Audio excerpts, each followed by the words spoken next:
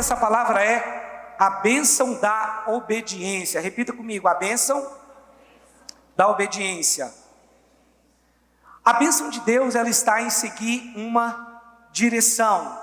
Amém, meus irmãos? Eu quero ler um texto aqui que está em Deuteronômio capítulo 30, versículo 19. Deuteronômio capítulo 30, verso 19.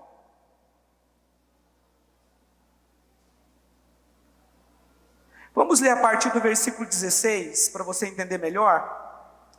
Deuteronômio capítulo 30, verso 16, diz assim: se guardares o mandamento que hoje te ordeno, que ames o Senhor teu Deus, andes dos seus caminhos e guardes os seus mandamentos e os seus estatutos e os seus juízos, então viverás e te multiplicarás, e o Senhor teu Deus te abençoará na terra a qual passas a possuí-la. Porém, se o teu coração se desviar e não quiseres dar ouvidos, e fores seduzido e te inclinares a outros deuses e os servires, então hoje te declaro que certamente perecerás, não permanecerás longo tempo na terra a qual vais passando o Jordão para possuíres. Preste atenção no verso 19: os céus e a terra tomo hoje por testemunhas contra ti, que te propus a vida e a morte, a bênção e a maldição. Escolhe, pois, a vida, para que vivas, tu e a tua descendência. Então, eu creio que a bênção de Deus, ela está em seguirmos uma direção de Deus, uma direção da palavra. E isso inclui, evidentemente, seguir pessoas que Deus usa como um canal da bênção dele aqui na terra. Mas o fato é que nós temos o poder do livre-arbítrio, o direito de escolha.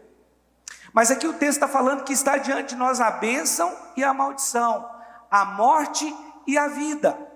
Aqui está falando que Deus coloca diante de nós uma escolha. Ele coloca a bênção e a maldição. Agora, qual caminho você vai tomar? O conselho é: escolhe, pois, a vida. Escolhe, pois, a vida. Meu irmão, a nossa vida é feita de escolhas. As pessoas ímpias, elas escolhem mal e depois culpam a Deus.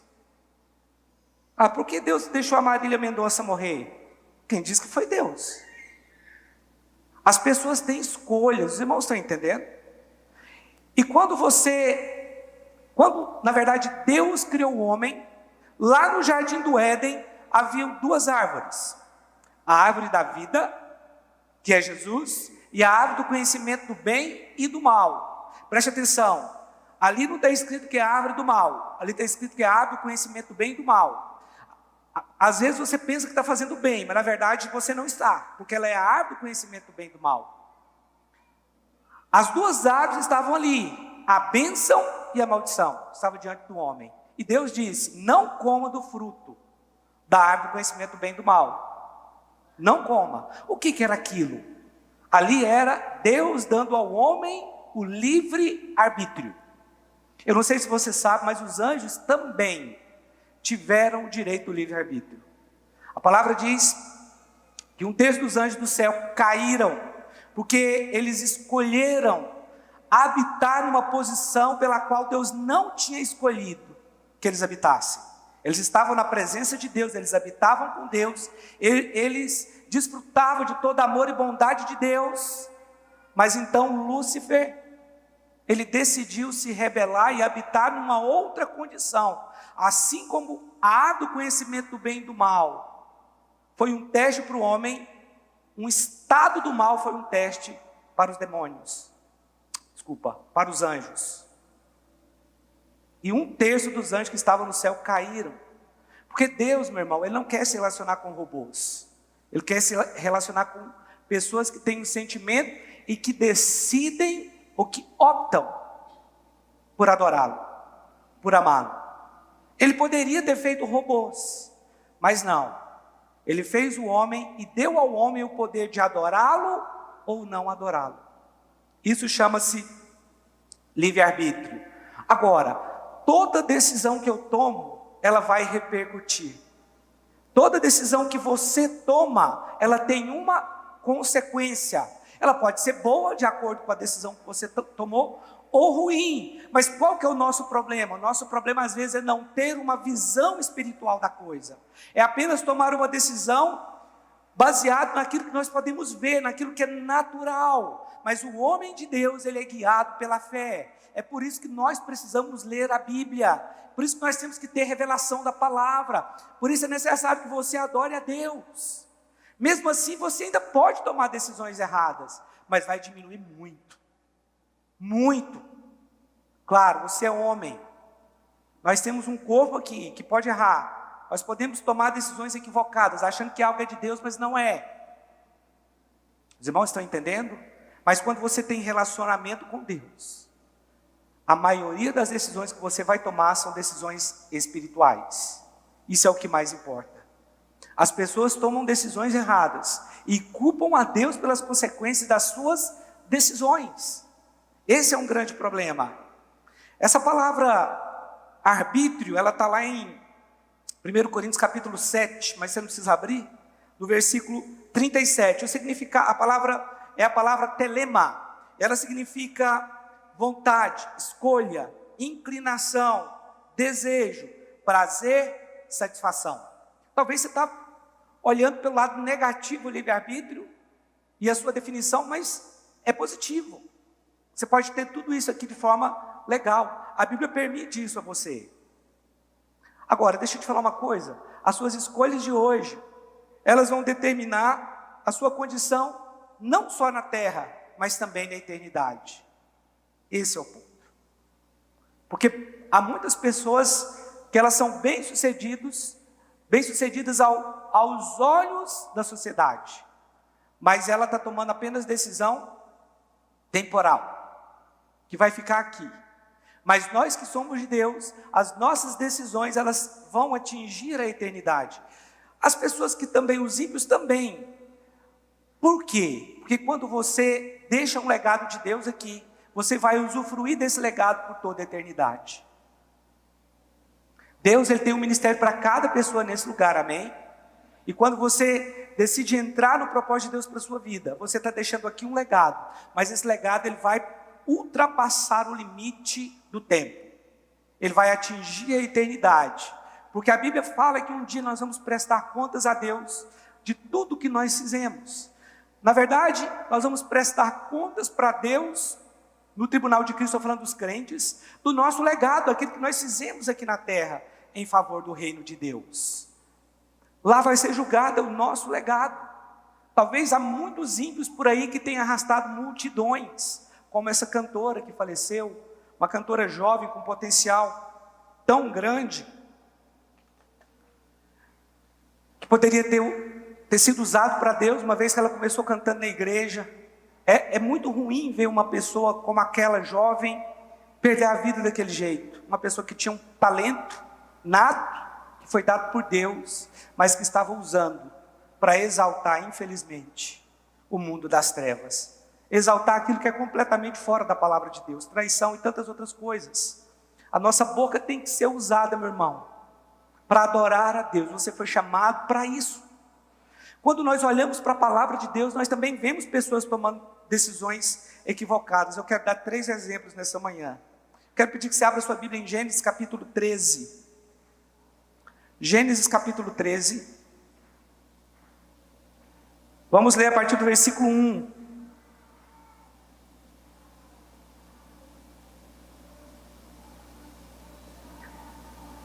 Diz assim: saiu, pois, Abrão do Egito para o Neguebe, ele e sua mulher e tudo que tinha, e Ló com ele.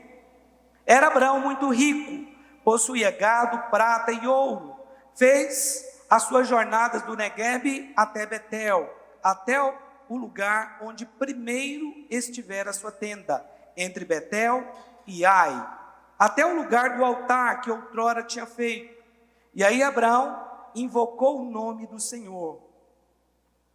Ló, que ia com Abrão, também tinha rebanhos, gado e tendas, e a terra não podia sustentá-los, para que habitassem juntos, porque eram muitos os seus bens, de sorte que não podiam habitar um na companhia do outro. Houve contenda entre os pastores do gado de Abrão e os pastores do gado de Ló. Nesse tempo, os cananeus, os ferezeus habitavam essa terra. Disse Abrão a Ló: não haja contenda entre mim e ti, e entre os meus pastores e os teus pastores, porque somos parentes chegados. Acaso não está diante de ti toda a terra? Peço-te que te aparte de mim. Se fores para a esquerda, irei para a direita. Se fores para a direita, irei para a esquerda. Levantou Ló os olhos e viu toda a campina do Jordão, que era toda bem regada, antes de haver o Senhor destruído Sodoma e Gomorra, como o jardim do Senhor, como a terra do Egito, como quem vai para Zoar. Então Ló escolheu para si toda a campina do Jordão e partiu para o oriente. Separaram-se um do outro. Habitou Abrão na terra de Canaã e Ló nas cidades da campina, e ia armando as suas tendas até Sodoma. Ora, os homens de Sodoma eram homens maus e grandes pecadores contra o Senhor. Aqui eu quero falar um pouco sobre a vida de Ló e as decisões que Ló tomou. Preste atenção. Tome cuidado quando você for tomar uma decisão. Você precisa orar. Você precisa buscar conselhos. A palavra diz que na multidão de conselhos há sabedoria. A palavra diz que eles estavam subindo do Egito. Eles estavam muito ricos, tanto Abrão como Ló. Eles estavam subindo para as terras de Canaã. E eles começaram a habitar juntos, e a Bíblia diz que houve contenda entre os pastores de Ló e os pastores de Abraão, de sorte que a terra não podia suportar o que eles tinham. Qual foi o primeiro erro de Ló? O primeiro erro de Ló foi ter tido uma visão natural na escolha do lugar. Na verdade, o primeiro erro foi ele ter aceitado se separar de Abraão, porque a bênção estava sobre Abraão. Deus estava abençoando Abraão. Foi por causa de Abraão que Ló foi abençoado. Estava rico. A palavra diz que ele tinha rebanhos, tinha tendas. Mas ele aceita se separar de Abraão. Irmãos, nós precisamos olhar para pessoas de Deus. Às vezes você menospreza o seu líder, ou o seu pastor, ou o seu discipulador. Não faça isso. Não faça isso. Caminhe debaixo de autoridade, caminhe debaixo de direção, porque a bênção de Deus, ela vem quando você obedece. Ela está em obedecer uma direção. Agora, obedecer uma direção pode contrariar você, e nós não queremos ser contrariados. A verdade é que nós achamos, às vezes, que somos maduros e espirituais o suficiente para tomar todas as decisões. Mas eu te digo, não somos e nunca seremos. Mas sempre vamos depender da misericórdia de Deus. E por mais que você seja espiritual, em muitos momentos você vai ter que recorrer ao seu discipulador. Eu faço isso muitas vezes. Mas o primeiro grande erro de Ló foi ter se separado, foi ter aceitado separar-se de Abraão, porque a bênção estava sobre Abraão. A promessa era para ele, não era para Ló. Mas a Bíblia diz que Abraão falou para ele o seguinte: a terra está aí diante dos seus olhos, escolhe um lado, vai para um lado que eu vou para o outro. Se Ló fosse alguém espiritual, ele diria: Abraão, vamos fazer o seguinte, deixa tudo junto, vamos deixar tudo misturado, o que é meu e o que é seu. Eu quero ficar do seu lado, eu não quero me separar de você. Eu reconheço que é uma unção de Deus sobre a sua vida. Eu não quero ir para lado algum, eu quero ficar junto. Vamos ficar junto. Eu não quero sair debaixo da sua autoridade. Porque tem pessoas que saem debaixo da autoridade de alguém, achando que aquela pessoa tem um problema e depois ele se dá mal. Ou acontece muito com igrejas também. A pessoa cresceu e pensa: não, eu poderia ser o pastor. Eu poderia ser melhor do que o pastor Rubens. Eu poderia fazer melhor do que ele. E sai e começa uma igreja. Se dá mal. Meu irmão, pastor, você está jogando uma indireta para alguém? Não, não estou, porque graças a Deus, Nosso povo aqui é um povo submisso que teme a Deus. Não passamos por isso, graças a Deus. Mas Ló deveria ter identificado que não era o melhor sair de debaixo da cobertura do seu tio Abraão.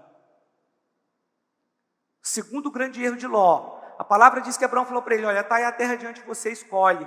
E a Bíblia diz que ele olhou para as campinas do Jordão. As campinas do Jordão eram muito verde, bem regado, tinha água. E ele falou o seguinte: eu quero as campinas do Jordão.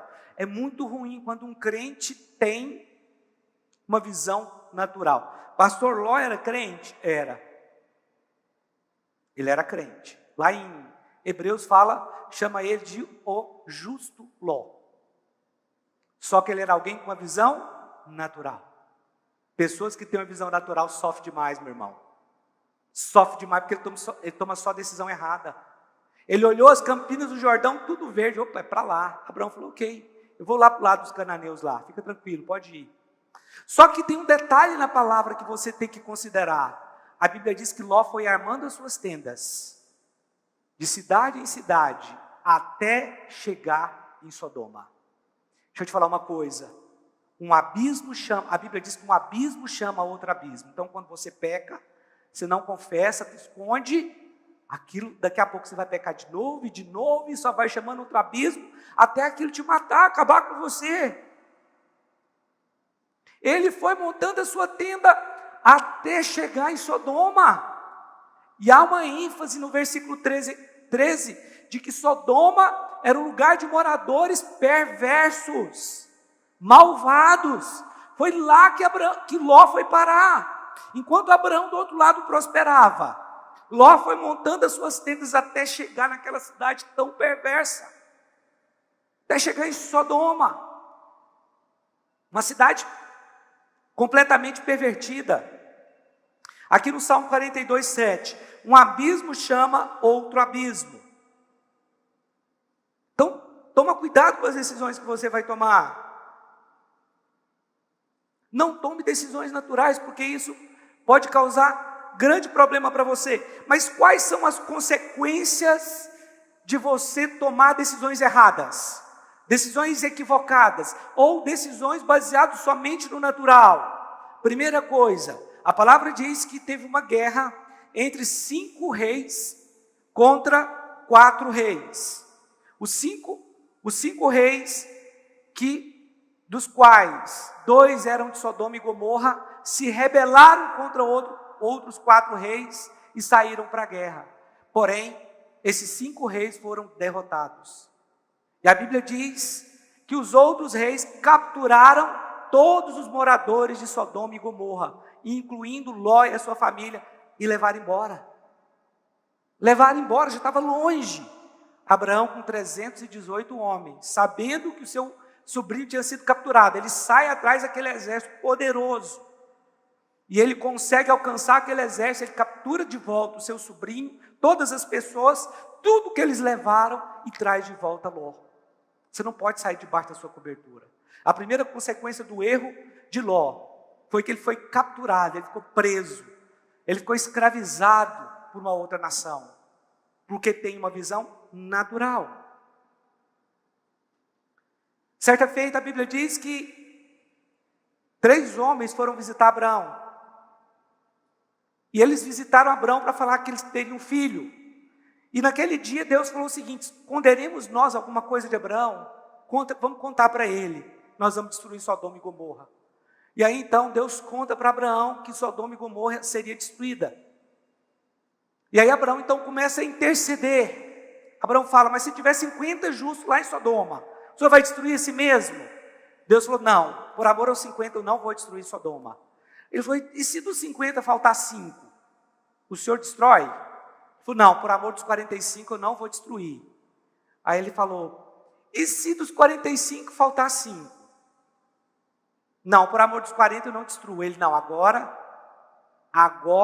eu tomei coragem. E se forem 30?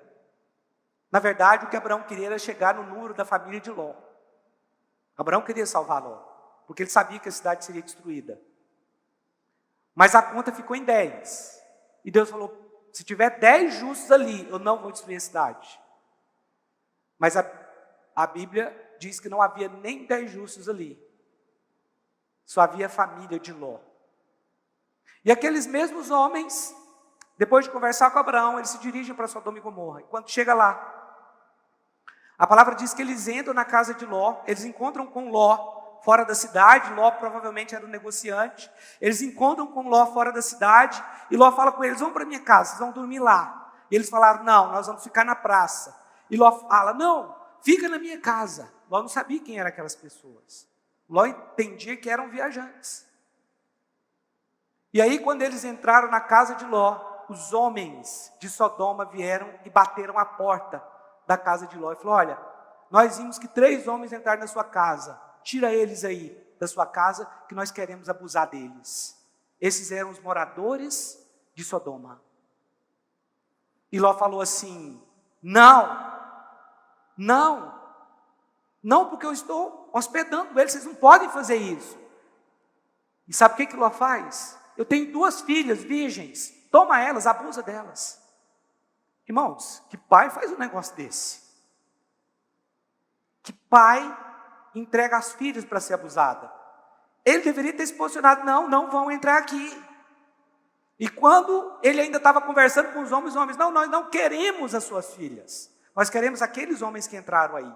A Bíblia diz que aqueles homens, na verdade que era Deus, eles eram anjos, pegaram Ló, puxaram e cegou aqueles homens de Sodoma.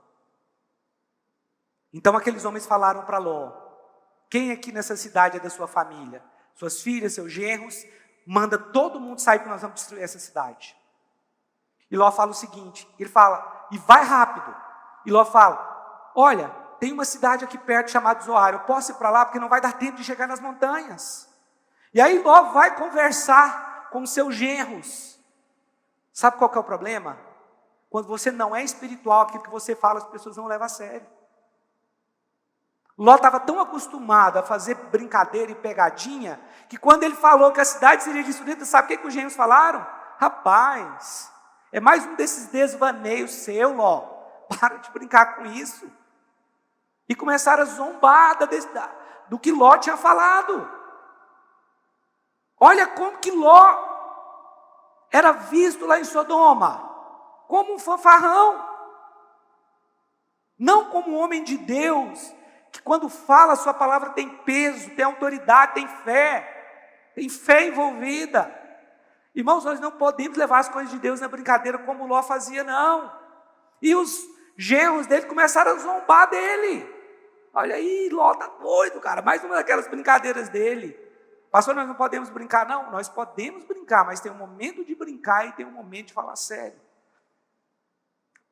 Todo mundo pode brincar comigo aqui, tem essa liberdade, mas a hora de falar sério, nós vamos falar sério. Nós vamos conversar. Mas como aquele homem era visto? Como alguém, um fanfarrão. E a Bíblia diz então que ele sai da cidade. Os 2 genros ficaram. Ele sai com as 2 filhas e a esposa. De repente, a esposa olha para trás, para ver como é que estava a destruição de Sodoma e Gomorra, e vira uma estátua de sal. Quando você vai lá em Israel, eles têm um lugar lá que eles falam que é a estátua da mulher de Ló. Claro que não é, mas eles usam isso para enganar as pessoas, para ganhar dinheiro lá. Na verdade está lá na Jordânia. Se procurar na internet aí você vai ver.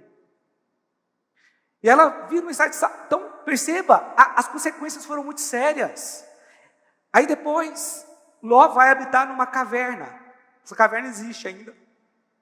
E lá na caverna, as filhas que ele quis entregar para serem abusadas, embebedam o pai e têm relação com o pai. E engravidam as 2. Daí vem os filhos de Amon, os amonitas e os moabitas, que foram inimigos de Israel. Durante todo o tempo, os moabitas e os adomitas foram inimigos de Israel. Edomitas, quer dizer. Não, moabitas e amonitas. Esses itas é tudo difícil de falar. Você confunde. Se tornaram inimigos de Israel. inimigos até hoje. Os jordanianos são os amonitas, inimigo de Israel. Essa é a consequência de pessoas que tomam decisões naturais. Você não pode culpar a Deus pelas suas decisões naturais. Você tem uma decisão para tomar, meu irmão? Ora, vai buscar Deus. Pede uma palavra de Deus, converse com o seu discipulador. Deixa eu te falar uma coisa aqui. Eu tenho 24 anos de crente. Poderia me orgulhar disso. E poderia falar o seguinte: eu oro todo dia, eu medito na palavra, eu ouço a Deus, eu conheço a Deus. É lógico que você não conhece totalmente a Deus, mas eu desenvolvi um relacionamento com Deus. Amém? Mas tem muita coisa que eu recorro ao meu discipulador. Sabe aquele carro que eu comprei que está ali fora, meu irmão? Antes, eu liguei para ele e falei: pastor, eu quero trocar de carro, eu quero comprar tal carro, o que o senhor acha? Porque, pastor, comprar carro novo ou trocar de casa pode pegar mal. Não com vocês aqui, mas pode ter alguém mal. Ah, está ganhando muito dinheiro lá na igreja, né? O que será que ele está fazendo? Por que eu faço isso, irmãos? Pastor, eu tenho tanto, eu vou vender meu carro, eu tenho mais tanto, eu vendi meu campo, eu tenho esse recurso, o restante eu vou financiar. Passo tudo para ele. Se alguém me acusar, eu falo o seguinte: liga para o meu pastor, conversa com ele. Pastor, já aconteceu isso de acusar? Graças a Deus, nunca. Nunca. Os irmãos aqui, realmente, eles confiam em mim. Mas se acontecer de alguém de fora, aqui de dentro também, às vezes alguém pode ficar desconfiado. Liga para o meu pastor. É muito bom você caminhar debaixo de autoridade. Ou quando tem uma situação, uma demanda: pastor, o que eu faço aqui? Faço nem ideia como resolver. Meu irmão, já aconteceu coisa aqui que não tinha nem ideia de como que eu ia resolver. Tem que falar com o meu pastor. Pastor, aconteceu uma situação aqui, como é que eu vou agir diante disso aqui? Eu, como pastor, nunca enfrentei uma situação como essa. Na videira, meu irmão, não tem nada que eles nunca passaram. É incrível, uma igreja daquele tamanho. Então, Rubinho, faz assim, assim, assim, fala isso, isso, isso e isso. Amém, pastor? Glória a Deus. Irmãos, é bom demais caminhar debaixo de autoridade. Você está protegido. Mas ai daquele que caminha sozinho. Olha o que aconteceu com Ló. Cadê a riqueza de Ló? Que ele saiu rico do Egito. Foi morar numa caverna sem nada. Perdeu tudo, perdeu esposa, perdeu família, perdeu bens, perdeu tudo. Por causa de decisões naturais. Nós não podemos, então, tomar decisões naturais, porque isso pode causar grande problema para você depois. Abra sua Bíblia agora em Lucas capítulo 15. Vá para Lucas capítulo 15. Vamos ler a partir do versículo 11. Lucas capítulo 15, verso 11. Diz assim: continuou: certo homem tinha 2 filhos. O mais moço deles disse ao pai: pai, dá-me a parte dos bens que me cabe. E ele lhes repartiu os haveres. Passados não muitos dias, o filho mais moço, juntando tudo o que era seu, partiu para uma terra distante, e lá dissipou todos os seus bens, vivendo dissolutamente. Depois de ter consumido tudo, sobreveio àquele país uma grande fome, e ele começou a passar necessidade. Então, ele foi e se agregou a um dos cidadãos daquela terra, e este o mandou para os seus campos a guardar porcos. Ali, desejava ele fartar-se das alfarrobas que os porcos comiam, mas ninguém lhe dava nada. Então, caindo em si, disse: quantos trabalhadores de meu pai têm pão com fartura, e eu aqui morro de fome? Preste atenção, olha para mim. Aqui está falando de um jovem que chega no pai e fala: pai, me dá a parte dos bens que me pertencem. Naquela época, um filho pedir a parte da herança era o mesmo que desejar a morte do pai. Agora, ele estava vivendo na casa do pai, ele estava sendo suprido em todas as coisas, ele sabia que o pai dele era bom porque ele falou isso. Ele sabia que o pai era bom até mesmo para os trabalhadores, para os seus servos. Mas ele pega a sua herança, toma uma atitude errada e vai embora da casa do pai. Quantas pessoas tomaram, por causa de uma situação ou outra, tomaram uma decisão errada e saíram da casa do pai? Meu irmão, não saia da casa do pai. Fala para a pessoa que está do seu lado, não saia da casa do pai. Sabe qual foi o primeiro problema dele? Acreditar que ele tinha maturidade para ter uma herança. Herança não é para pessoas imaturas. Herança é para pessoas maduras.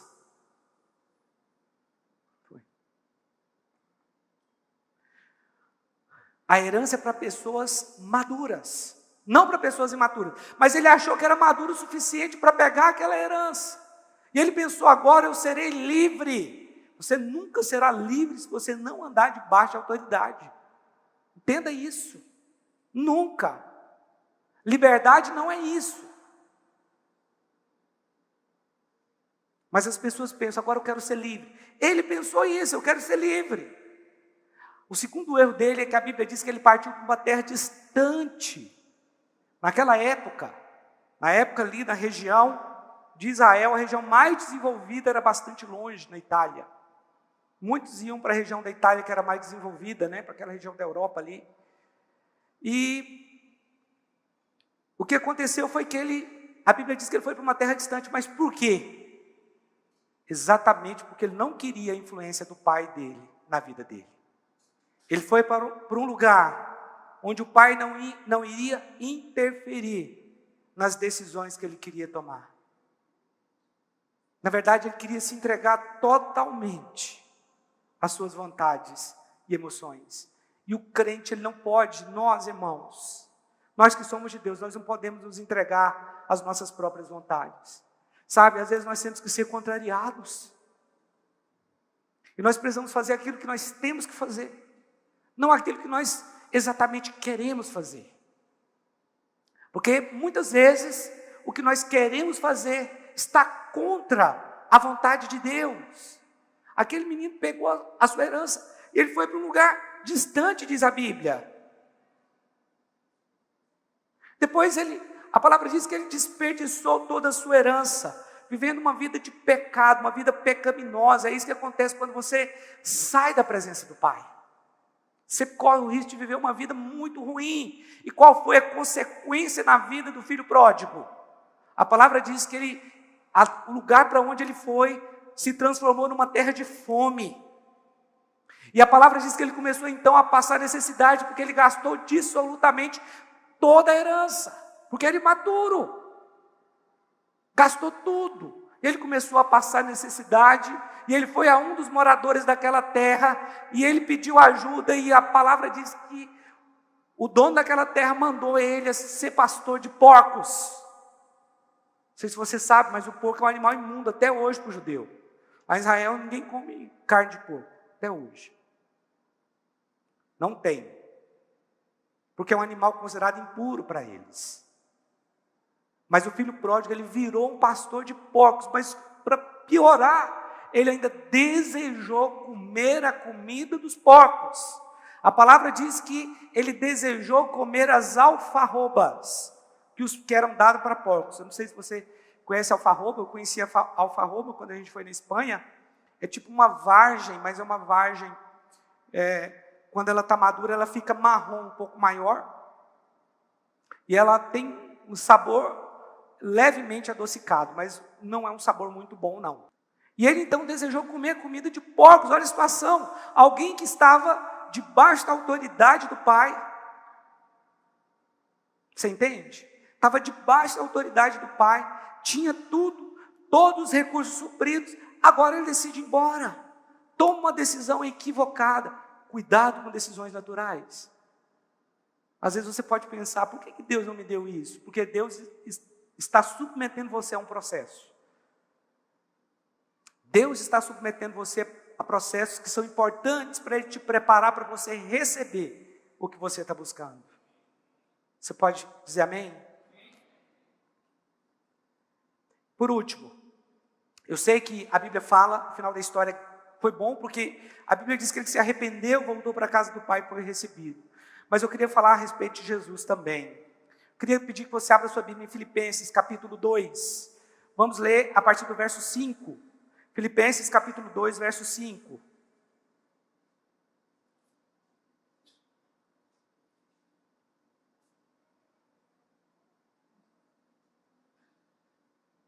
Filipenses capítulo 2, versículo 5. Diz assim: tende em vós o mesmo sentimento que houve também em Cristo Jesus, pois ele, subsistindo em forma de Deus, não julgou como usurpação o ser igual a Deus. Antes, a si mesmo se esvaziou, assumindo a forma de servo, tornando-se em semelhança de homens. E reconhecido em figura humana, a si mesmo se humilhou, tornando-se obediente até a morte e morte de cruz. Pelo que também Deus o exaltou sobremaneira e lhe deu o nome que está acima de todo nome, para que ao nome de Jesus se dobre todo o joelho nos céus, na terra e debaixo da terra, e toda língua confesse que Jesus Cristo é o Senhor, para a glória de Deus Pai. Você vê que mesmo Jesus sendo Deus, ele não reivindicou o direito de ser Deus, mas ele diz: eu estou aqui, pode me enviar como homem para salvar a humanidade. Pastor, quando Jesus veio à terra, ele era homem ou ele era Deus? Jesus era 100% homem e 100% Deus. Ele não deixou de ser Deus quando ele esteve aqui, mas ele abriu mão de alguns atributos. Eu não sei se você sabe, mas existem traços no caráter de Deus que Deus compartilhou conosco. Esses atributos são chamados de atributos comunicáveis. É aquilo que Deus é e que Ele nos deu uma porção. Mas existem outros atributos que Deus tem que Ele não compartilhou com o homem, que nós não temos. Esses são chamados de atributos incomunicáveis. Jesus, ele não foi criado, ele sempre existiu. Jesus, ele é autoexistente. Deus é autoexistente, nós não. Nós tivemos um começo. Deus é imutável, ele não muda, nós mudamos. Então, se Deus ele é autoexistente, então esse é um atributo que ele não deu ao homem, porque nós tivemos um começo. Os irmãos estão entendendo? A palavra diz que Deus ele é onisciente. O que é ser onisciente? É ter o conhecimento de todas as coisas. Nós não temos. Então esse é um atributo que nós não temos. Então esse é um atributo incomunicável, porque ele não nos comunicou. Por mais que você tente entender Deus, será impossível, porque Deus ele é onipotente. O que é ser onipotente? É ter o controle de todo o poder, seja da terra, do universo ou do céu. É ter tudo sobre o seu controle. Deus não perde o controle de nada. Esse é um atributo incomunicável. Amém? Ele também é onipresente. E nós não somos onipresentes. Deus pode estar em todos os lugares ao mesmo tempo. Porque Deus não vive na dimensão do tempo. Para Ele um dia é como 1000 anos. E 1000 anos como um dia. Nós vivemos na dimensão do tempo e espaço. Porque tempo e espaço é a mesma coisa. Deus não. Deus ele está fora do tempo. Por isso é impossível nós entendermos Deus. Mas alguns atributos de Deus, que são comunicáveis, que Ele comunicou ao homem, nós temos. Deus é amor. E Ele compartilhou que nós tivéssemos a capacidade também de amar. Porém, nós nunca vamos compreender aqui nessa terra o amor de Deus como de fato Ele é. Deus é justiça e Ele compartilhou o atributo da justiça para nós, porque nós podemos ser justos. Talvez, você sabe qual que é o grande erro da humanidade, dos ímpios e também de alguns crentes, é achar que Deus é mais amor do que justiça. Deus ele é tão amor quanto justiça. Por esse motivo, pessoas vão para o inferno. Ele não é só amor, ele é justiça. Deus é justo. Irmãos, as pessoas não vão para o inferno porque elas não sabem. Porque a Bíblia diz que o homem dentro do homem, ele sabe que Deus existe. Alguns rejeitam e falam que Deus não existe, mas dentro dele, ele sabe que Deus existe. O inferno existe, pastor? Existe. Para pessoas que tomaram decisões erradas. Pessoas que morreram e muitas vezes foram avisadas. Vá por outro caminho. Pegue outro caminho, esse caminho é de morte. Muda a sua vida. Mas elas continuaram naquele caminho. E Deus, sendo justiça, teve que condenar. Meu irmão, Jesus ele está aqui hoje. E Ele quer salvar você. Ele quer perdoar você. Mas vai chegar um momento que Ele vai ser juiz. E Ele vai condenar. Porque Ele é justo. Mas Ele já antes ofereceu para você a salvação. Ele deu a sua própria vida para que você fosse salvo. Você quer prova maior de amor do que o próprio Deus entregar o seu filho? O que significa aqui? Olha o que diz o verso 6. Pois ele, subsistindo em forma de Deus, não julgou como usurpação ser igual a Deus. A palavra diz que o problema de Lúcifer é que ele queria ser igual a Deus. Ele queria subir no Monte Santo de Deus. Isaías capítulo 14, abre lá, Isaías capítulo 14. Isaías capítulo 14, versículo, deixa eu ver o versículo aqui. Acho que é 12. Isaías capítulo 14.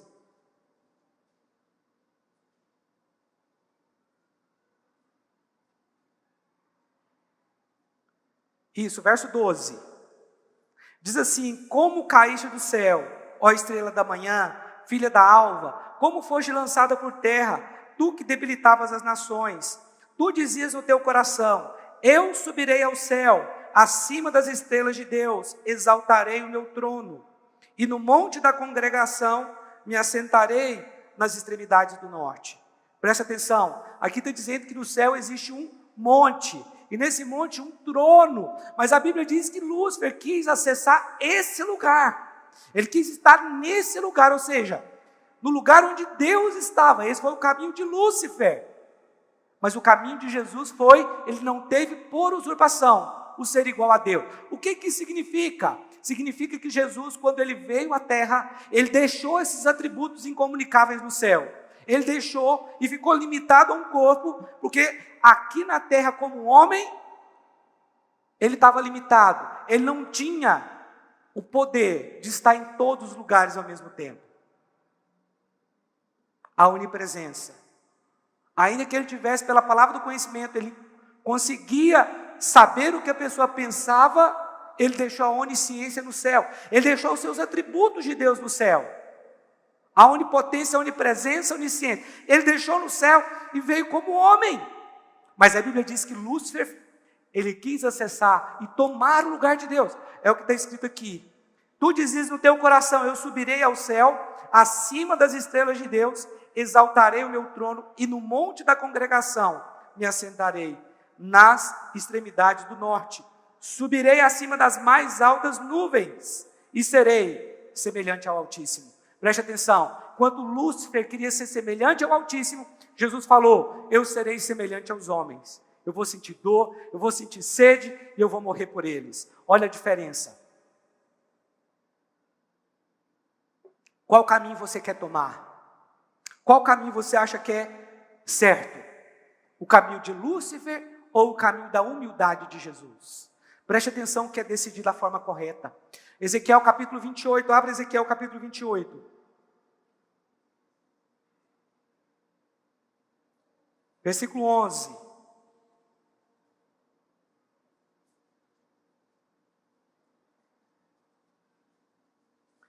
Diz assim: veio a minha palavra do Senhor dizendo: filho do homem, levanta uma lamentação contra o rei de Tiro e diz-lhe: assim diz o Senhor Deus, Tu és o sinete da perfeição, cheio de sabedoria e formosura.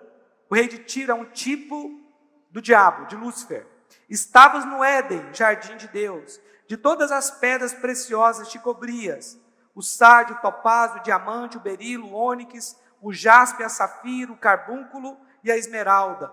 De ouro se te fizeram os teus engastes. Esses engastes são alguns instrumentos musicais de percussão. E os ornamentos, no dia em que foste criado, foram eles preparados. Tu eras querubim da guarda, ungido, e te estabeleci. Permanecias no monte santo de Deus, no brilho das pedras andavas. Perfeito eras nos teus caminhos, desde o dia em que foste criado, até que se achou iniquidade em ti. Na multiplicação do teu comércio, se encheu o teu interior de violência e pecaste, pelo que te lançarei profanado fora do monte de Deus, e te farei perecer, ó querubim da guarda, em meio ao brilho das pedras. Elevou-se o teu coração por causa da tua formosura, corrompeste a tua sabedoria por causa do teu resplendor. Lancei-te por terra, diante dos reis te pus, para que te contemplem. Pela multidão das tuas iniquidades, pela injustiça do teu comércio, profanaste os teus santuários. Eu, pois, fiz sair do meio de ti um fogo que te consumiu e te reduzi a cinzas sobre a terra aos olhos de todos os que te contemplam. Aqui é uma lamentação sobre o rei de Tiro, mas que se refere a Lúcifer, ao tempo em que ele ficou soberbo e quis ocupar o lugar de Deus, mas a palavra diz que ele caiu. E aqui há uma profecia de que ele será reduzido a cinzas. É isso que vai acontecer. Agora perceba que no caminho contrário, Jesus deixou seus atributos de Deus, a onisciência, a onipresença, a onipotência, e ele se fez homem. Mas mais do que isso, a Bíblia diz que ele se fez servo. A palavra diz que ele se esvaziou. Enquanto Lúcifer disse, eu farei, Jesus disse, faça-se em mim a tua vontade. Olha a diferença de Jesus para Lúcifer. Mas está cheio de irmãos que eles só querem fazer a sua própria vontade. Eles não aceitam direção. Se acha que nós queremos dar direção para você, para controlar você, não é isso. É porque isso é bênção para você. A bênção está, meu irmão, em seguir direção. Talvez você pense, não, meu discipulador não é muito espiritual. Obedeça. Olha o versículo 8 aqui de Filipenses 2. Assim, na forma de homem, humilhou-se a si mesmo, entregando-se à obediência até a morte de cruz. Olha só. Jesus se tornou alguém temporal, limitado pelo tempo e espaço. Ele tomou o caminho da humilhação, porque o caminho da exaltação é o caminho da humilhação. A palavra diz que aquele que se exaltar será humilhado, mas aquele que se humilhar será exaltado. Você quer andar debaixo de autoridade? Debaixo de direção? Qual que foi a conclusão na vida de Jesus? Olha o versículo 9. Pelo que também Deus o exaltou sobremaneira. Ele deu um nome que está acima de todo nome. Quem pode dizer amém? Para que ao nome de Jesus se dobre todo o joelho nos céus, na terra e debaixo da terra. E toda língua confesse que Jesus Cristo é o Senhor, para a glória de Deus Pai. Então o caminho da exaltação é o caminho da humilhação. Deixa eu te dar uma palavra, você que está aqui. Ande debaixo de autoridade. Ah, mas eu vejo erros no meu discipulador. Tem muitos. Com certeza. Mas até os erros do seu discipulador vão servir para tratar você. Eu não estou falando de pessoas que estão no pecado. Estou falando de pessoas normais, que cometem erros. Não tome decisões naturais. Não tome decisões como Ló tomou. Uma decisão natural que fez ele parar em Sodoma, depois fez ele morar numa caverna. Ter a sua casa, sua família destruída. Tome decisões como a decisão de Jesus. Meu irmão, eu sei que quando morre uma pessoa e o país fica comovido como o nosso, muitas perguntas são feitas.